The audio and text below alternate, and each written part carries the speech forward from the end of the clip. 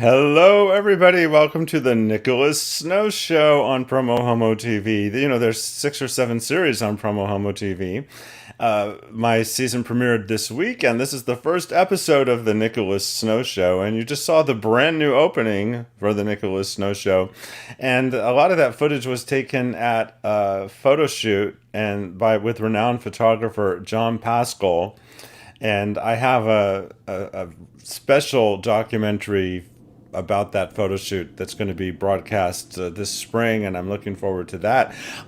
More importantly, for today, I'm really looking forward to welcoming to the show Wyatt O'Brian Evans. You know, I gave this show the headline, "The World According to Wyatt O'Brian Evans," and because he's a man of many talents with experience, decades observing, reporting about, and living in the world with a uniquely trained journalistic perspective. It's no wonder Wyatt has been referred to as the quintessential Renaissance man. Yes, he earned not 1, but 2 Bachelor of Arts degrees in political science and journalism from George Washington University. He's the founder, editor-in-chief, and writer of WyattEvans.com. I'm going to put that address on the screen later in the show, but it's WyattEvans.com. It's a leading online news, features, commentary, and entertainment media outlet for the LGBTQ community. That sounds familiar. Great minds think alike. And its allies. His work has been featured in print and online media outlets, including The Advocate, Huffington Post, Washington Post, The Gay Mail Journal, Baltimore Gay Life, Bilerico, Washington Blade, and BaltimoreOUTloud. A radio personality, Wyatt examines and tackles critical issues that resonate with and impact the LGBTQ community, particularly gay/SGL men, and SGL, for those who are not in the know, stands for same gender loving. I find that men of color prefer, as they have said to me, the term same gender loving. Perhaps we'll explore the reasons behind that. And of course, he hosts the podcast Wyatt, and so Wyatt is coming on the show, and I'm so excited about that. So much to cover. So stay tuned. For their support of my show, I want to thank DAP Health. Their motto is, "We welcome all people, period." That's actually not their motto. It's one of their value statements, and it's true. I'm actually broadcasting live from my home studio in the affordable housing complex affiliated with DAP. I want to thank 849 Restaurant and Lounge in North Palm Canyon Drive here in Palm Springs, if you make it to visit. And I'm a proud media sponsor of the LGBTQ Community Center of the Desert, the centercv.org. Their motto, creating vibrant community by helping LGBTQ people along their way. So this broadcast is going out live on February 11th, 2022. Next week, the tickets will go on sale and sell out for the annual Red Dress Red event that benefits the center.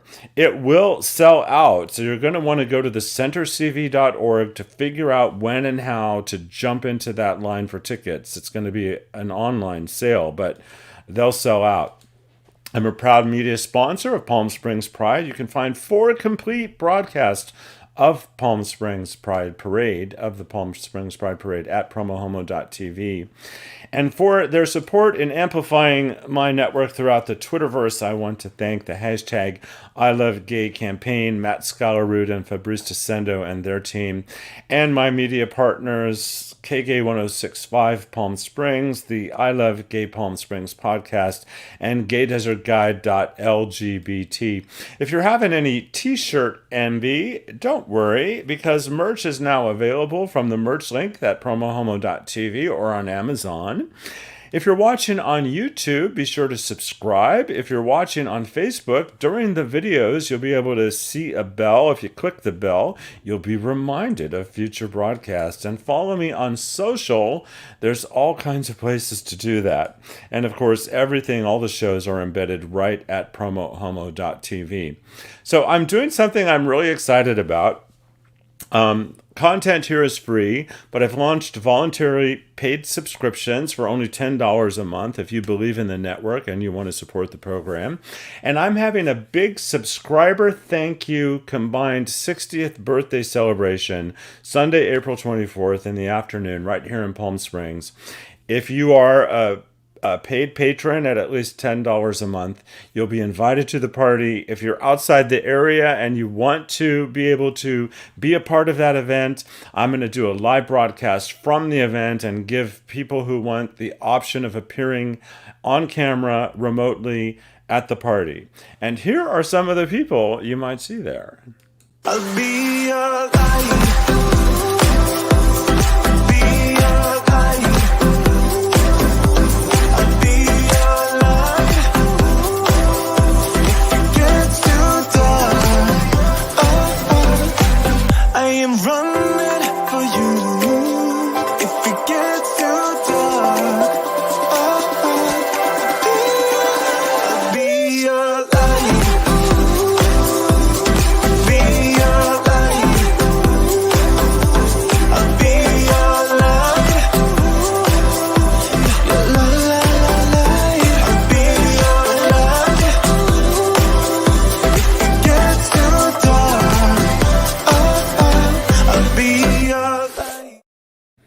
So I have to thank them. I really, and I need more of you to support the show.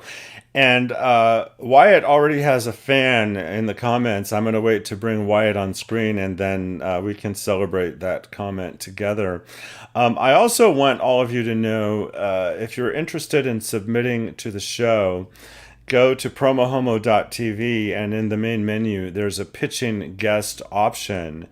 But I'm particularly mentioning that because you might be an appropriate guest for this show I'm about to reveal. And I know Wyatt would be a great guest on this show, but here's some news about that.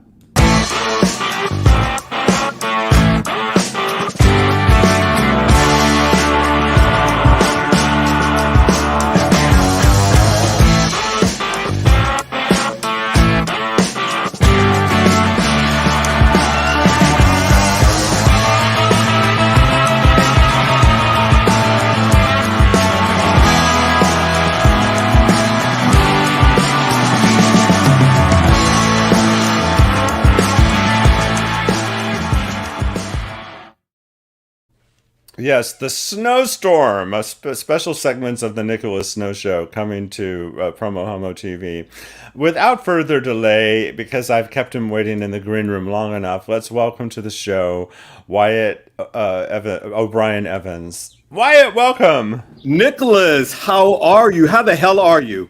You know what? I'm better now that I get to have a conversation with you. Well, listen, first of all, I really want to thank you for inviting me, and I love the snowstorm. Wow.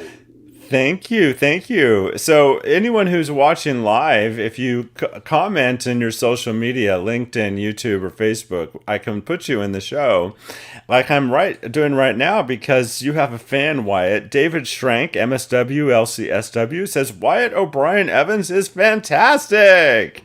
Oh, what, Mr. Schrank, thank you so much. He is such a words can't express. He's a great friend and a great guy. Thank you, David. Well, we all need great friends in our life. You and I were talking a little bit about that backstage. Yeah. So I would love, first of all, it's Black History Month, and you happen to be black. I didn't program you on this show for either of those reasons. Sure. But I actually haven't done special programming for Black History Month. Instead, I endeavor to have representation in all of my programming on an ongoing basis. But one of the reasons I gave this particular broadcast the headline "The World According to You" is because you have such a unique lived experience, and you are a trained observer, as a journalist, as a political scientist, as someone in the media, and with decades of experience. So it's kind of a general question, but from your informed viewpoint, how are you feeling about the state of Black America today? Wow. That's really a nuanced question, Nicholas. In some ways, good, in some ways, not too good. I mean, granted, we've come a long way. That's a cliche, but in a lot of ways, we have come a long way. As far as income and status. But with what's happening now with voter suppression, with CRT being the boogeyman, um, the whole Trump era has just caused so many problems. And the thing about it is that unfortunately, I believe that you have more than a few people who had these feelings, this animus towards people of color embedded before, but Trump allowed for that release. So he allowed for it to be put out there. So I'm feeling good, and then some ways I'm not feeling too good. And you know what? I basically completely understand that Yeah. those dueling perspectives. I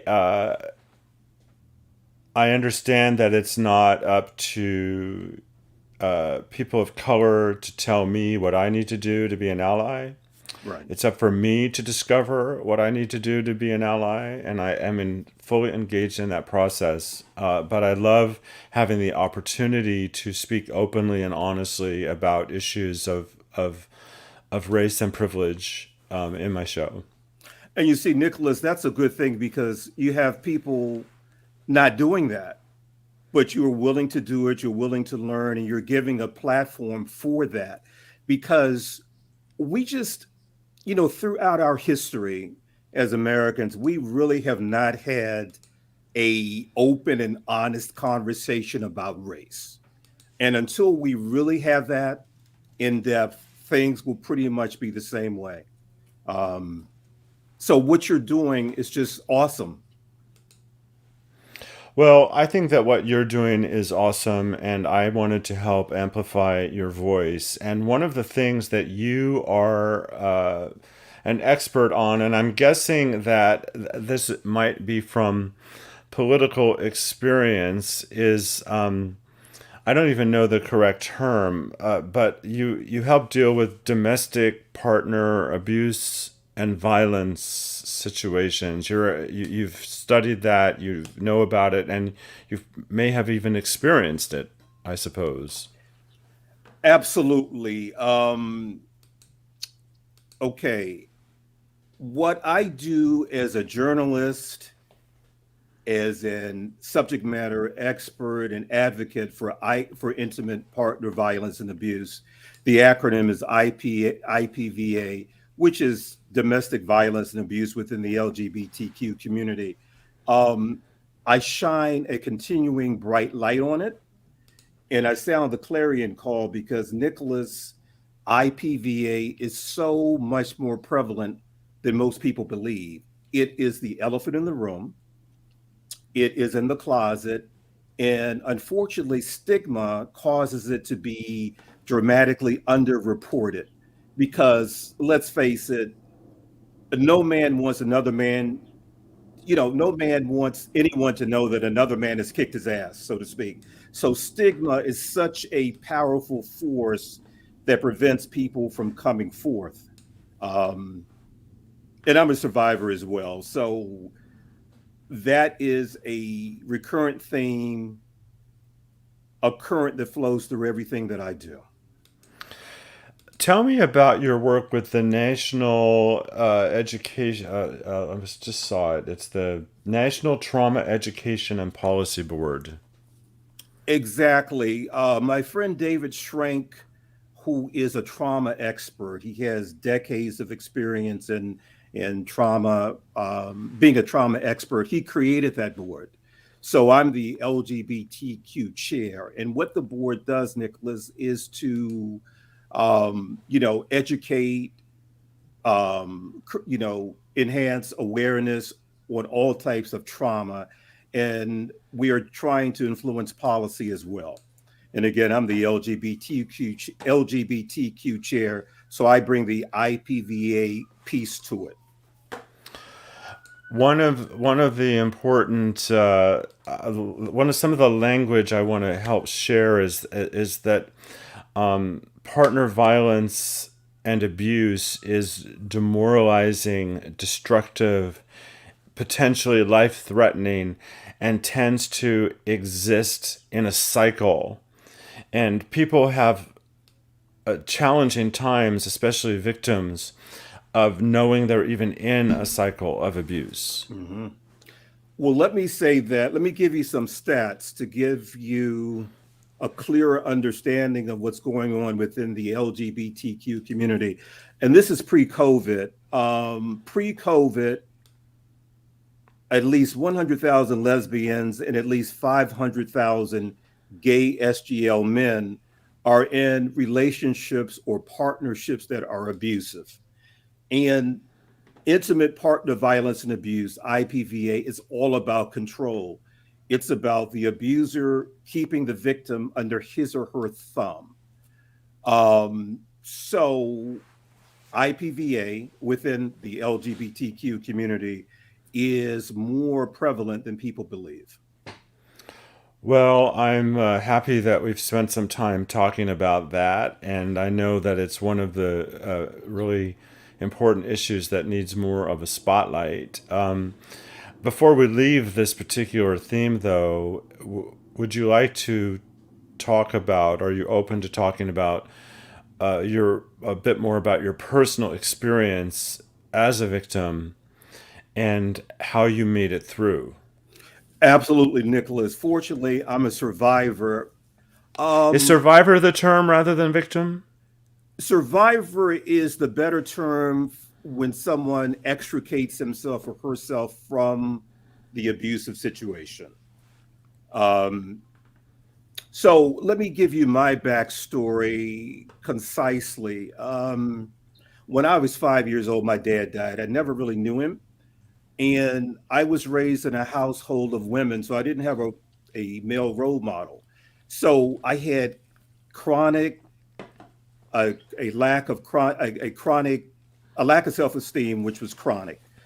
And along with that, I was having issues with dealing with my sexual orientation because even as a little boy, I knew that I was gay or SGL. So I was having these conflicting feelings and issues. So anyway, fast forward to me being a junior at George Washington University, where I met my first partner, who was a sophomore at another university. And One thing about the abuser, he's like a shark in the water. If you have serious self-esteem issues, he knows. And he picked it up where I was concerned. And there's the honeymoon phase where everything is just working so well. And great sex can be the aphrodisiac, one of the ways that the abuser will hook you in and keep you. So after the honeymoon period was over, I experienced mental and emotional abuse. Now, there are three components of IPVA. You've got your physical, you have your emotional, and you have your mental. And the emotional and mental can be synergistic. And those scars can be even more damaging than the physical scars. So my abuse was 90% emotional and mental. So it was like telling me what to do, where to go, isolation, keeping tabs on me, the whole verbal abuse, mental abuse, threatening to out me sexual orientation wise. So I went through that for several years. We moved in together. I got out of it, unfortunately, came back and lived with him again. But the tipping point was when he battered me in a parking lot. I got the worst end of it. And I said to myself, this has got to stop. So luckily for me, one of my brother-in-laws was a cop, and he put the fear of God in my partner, and then it ended. And let me just say that what saved my life mentally, emotionally, was finding the right therapist. And sometimes I tell people, I'm a strong proponent advocate for therapy. And Nicholas, sometimes I tell people you have to go through several therapists before you find the one that's the right fit for you. That's what I did. So after a year of therapy, I healed. I was able to deal with my sexual orientation. I was whole. I built healthy self-esteem. And without that, I would not be the man that I am today. Well, that's a very profound story, and I appreciate your willingness to be public with a story like that. Oh, certainly. I'm a strong advocate for telling my own stories of healing and transformation in a way that will hopefully empower others. And just this morning, I had an appointment with a new therapist because I want to be engaged in some ongoing therapy again. Mhm. So I believe the more all of us are willing to talk about our truths, that we can have positive and healing impact on others. I mean, absolutely. Just to say this very quickly, I tell people that going to a therapist does not necessarily mean you're crazy. For example, let's say you broke your arm, right? You're not going to treat it yourself. You're going to the doctor. He or she will diagnose and probably put you in a cast and give you some painkillers, for a while. The psyche is the same way. You have to go to a professional to unload that baggage so that you can heal. And that's very important. Well, I agree with you completely. I I think that therapy is a great thing for people whose lives are going perfectly, Yeah. seemingly perfectly as well. I'm going to take a quick break, Wyatt, and when we come back, we're going to talk about some of the really hot topics that you cover in your podcast. And I know that you're an author, and I want people to know more about that. And I want our viewers who are happening to watch live to know how they might win this after Ah. this.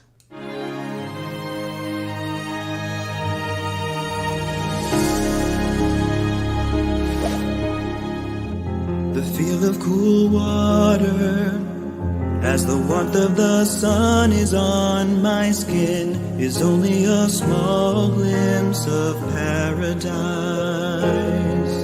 You're the essence of my soul's desire. Stand with me, I need you by my side. I can't imagine one day without your love in my life, and my promise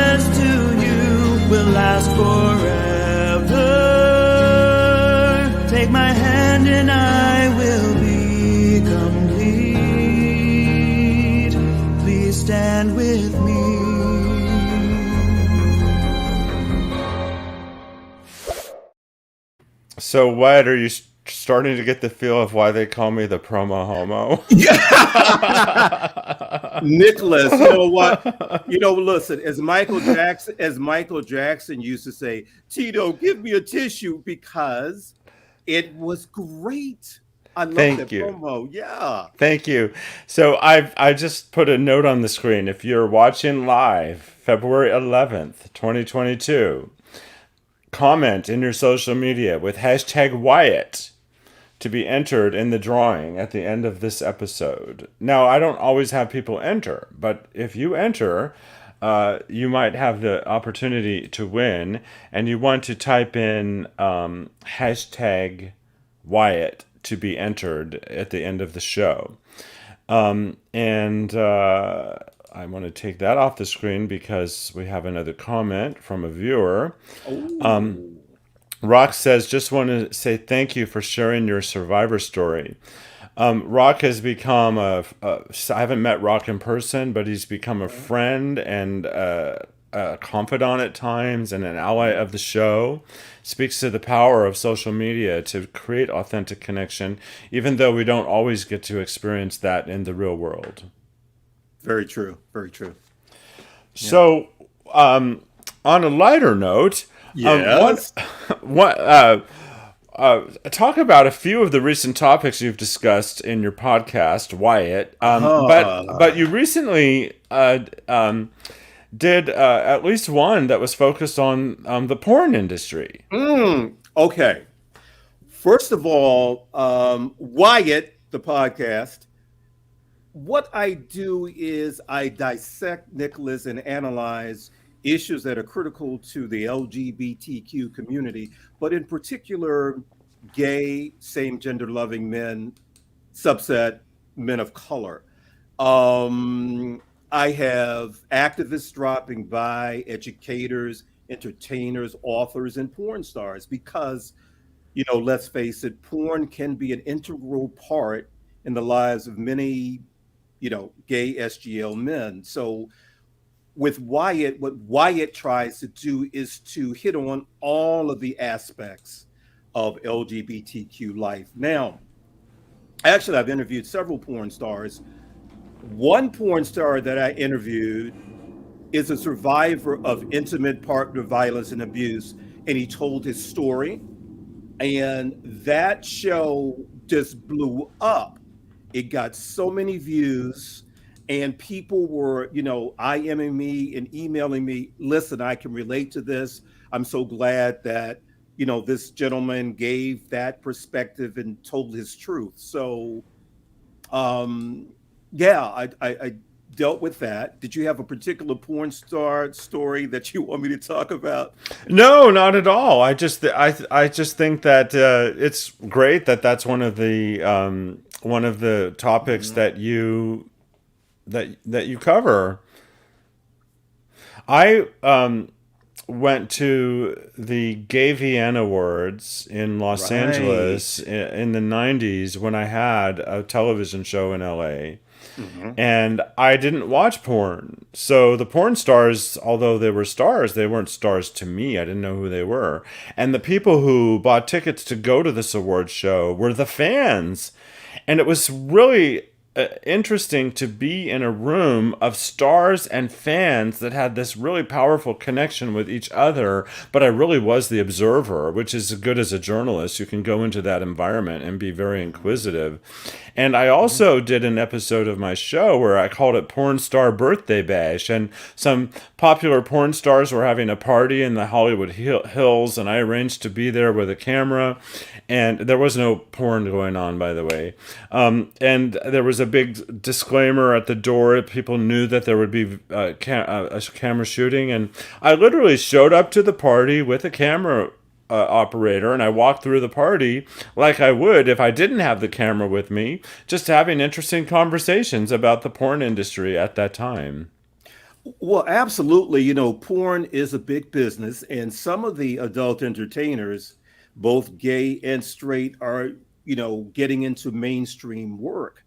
And again, let's face it, porn can be a very critical part of the lives of gay men. And my Wyatt podcast I'm dedicated to touching on exploring all of those avenues because I think it's really very important. Um, I'm just going to your website, bringing it up here. You know, Rock is sharing that he is also a survivor, and I did Oh. learn recently that he has worked in the adult entertainment industry, a porn Mhm. star, as he says. Oh. What are some of your other recent topics that have been particularly resonant with your audience? Um, Definitely IPVA. I had a I had a comic book company owner who is creating comic books for LGBTQ youths and adults. And it's really, that company is really making headway. And his story was very powerful because he was trying to find his identity as a gay man. He had, unfortunately, suicide attempts. So his story was really, Nicholas, a profile in courage. It was an uplifting story, very, very powerful. Again, I try to be author centric because most gay authors, you know, are not attached to the mainstream companies. And we need to be able to get our message out on as many platforms as possible. So I try to make the Wyatt podcast as author centric as possible. I feel that's very, very important. Well, and I've just now put your website on the screen, and Thank at the you. bottom of the homepage, wyattevans.com, there's a link about your latest book, Nothing Can Tear Us Apart. Tell us about it. This was my journey as an author was sort of a convoluted one because, first of all, I write a series called Nothing Can Tear Us Apart. And the current installment is Frenzy right here. Hold that up again while I make you full screen. There we go. There you go. Nothing Can Tear Us Apart, Frenzy. Oh, But so it's a series of books, and the latest one is called Frenzy.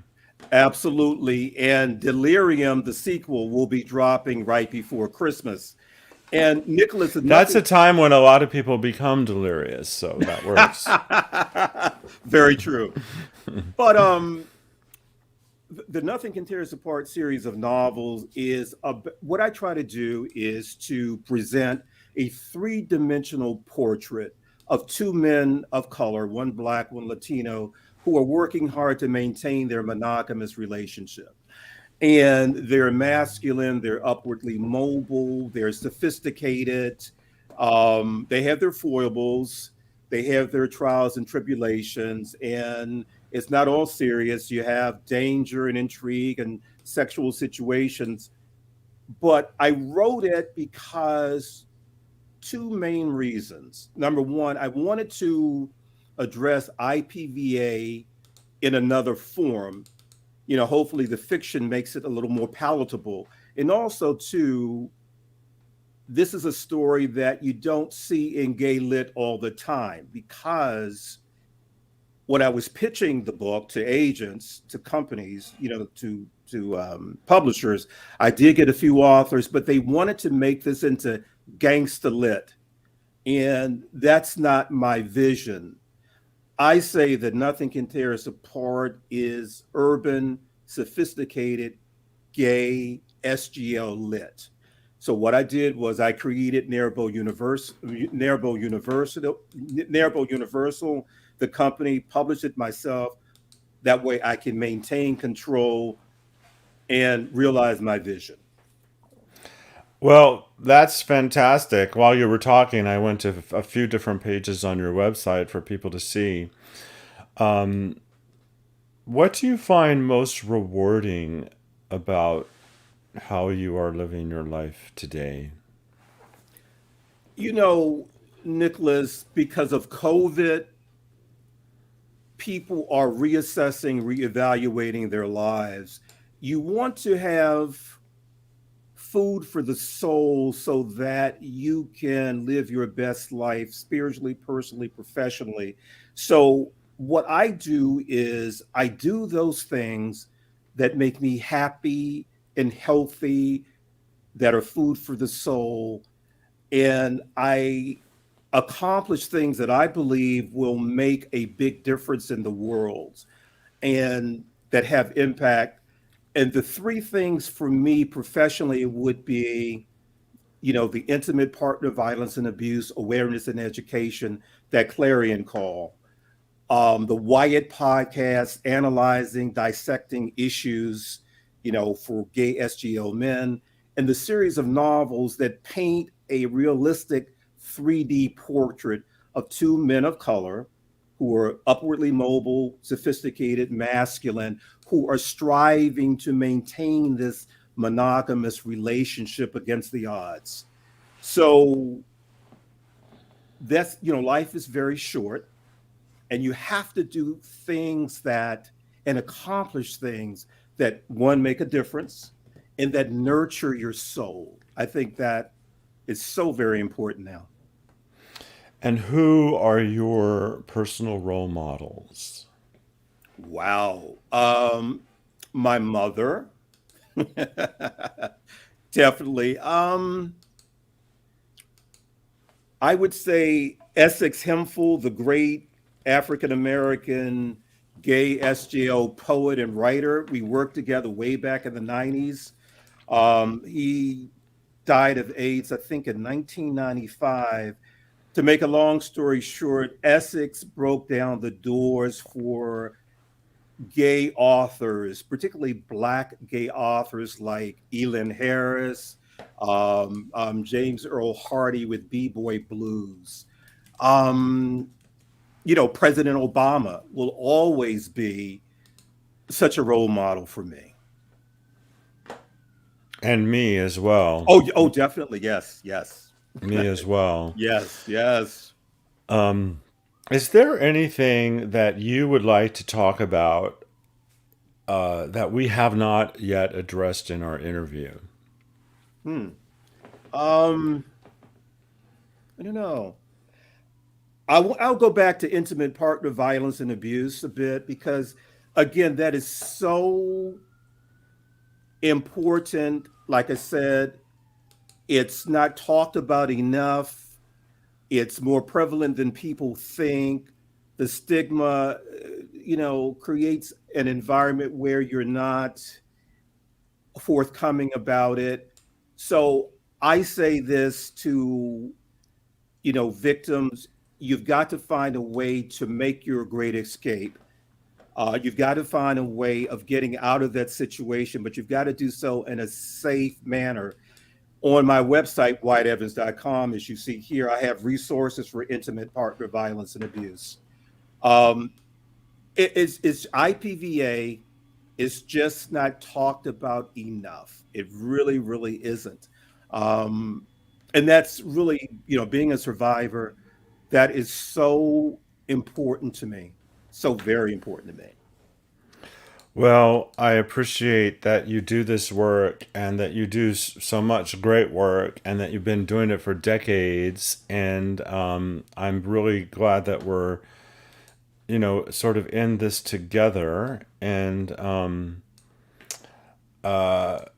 Rock says, "Oh, I didn't know that Rock. I didn't know Rock was also an author."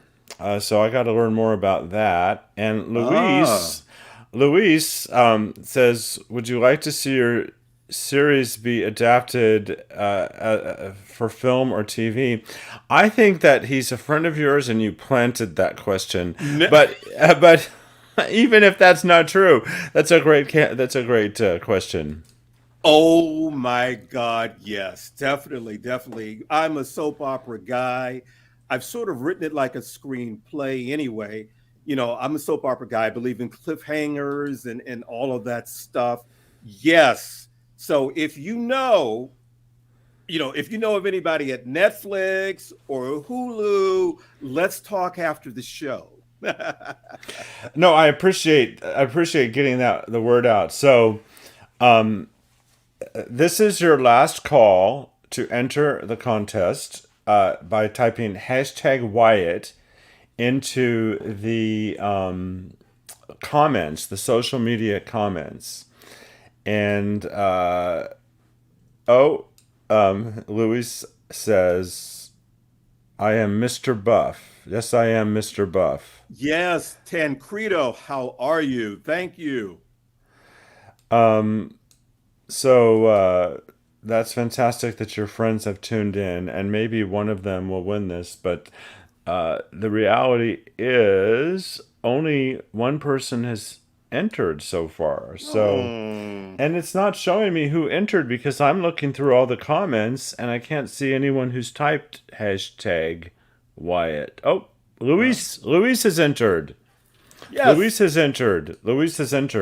And Okay. so far, he's the only entry. So I'm going to actually end the drawing, and Luis, you win. Yes. Because if there was more than one entry, I could bring up the wheel and I could make it spin, and it would choose for me. So, Luis, you just need to reach out to me using the contact link at PromoHomo.TV and let me know how to get your sticker to you. So, that's fantastic. And Luis has been interacting with us today. Appreciate that. And once again, I'm going to put WyattEvans.com on the screen. All right, so we know you want to have your books be made into series and movies. Yes. What is the sort of the big personal I still want to accomplish in this thing in my life sort of thing that's on the horizon, that's out there, that's motivating you? Well, actually, it's to make the Nothing Can Tear Us Apart series of novels. I would prefer series because, again, I'm a serial type of guy, soap opera type guy. So, yeah, that is what I really, really, really want right now. Okay, that's professionally. I want to know personally. Oh, personally, ah, I want to be able to say no more often. Let me tell you why. No. Listen, I'm sorry. I'm no, sorry. no, you scared, Nicholas, you scared the hell out of me for a second. No, No, no, no. no, I no. didn't. Because I found that no can be it's a powerful word. It's that you're not being selfish as you're looking out for self, because I have so many things coming at me. People want me to do this, they want me to do that. And you only have a limited amount of time in your life. So you've got to look out for the personal as well as the professional. And you have to be able to analyze the request, and you have to be able to say no, have no guilt about it, and realize that it is conducive for your sanity, your development, your health. So the power of no. Just say no. Yeah, But visit WyattEvans.com. Say definitely yes do to that. Yes. And I'm really grateful that you said yes to being on my show. It means a lot to me. Nicholas, it means a lot to me as well. I greatly appreciate you and what you're doing. Thank you very much. I'm going to wrap it all up, but stay backstage and we'll have some chit chat. We'll talk about Luis. We're going to talk about you. No, I'm just throwing that out. But we'll talk about interesting things. So I'll see you just in a moment. Thank you Certainly. again, Wyatt. Thank you, Nicholas. I really enjoyed my conversation with Wyatt. Go to WyattEvans.com for more information. Check out his books. Check out my future episodes. And, when it comes to Promo Homo TV, I have a sense that you ain't seen nothing yet.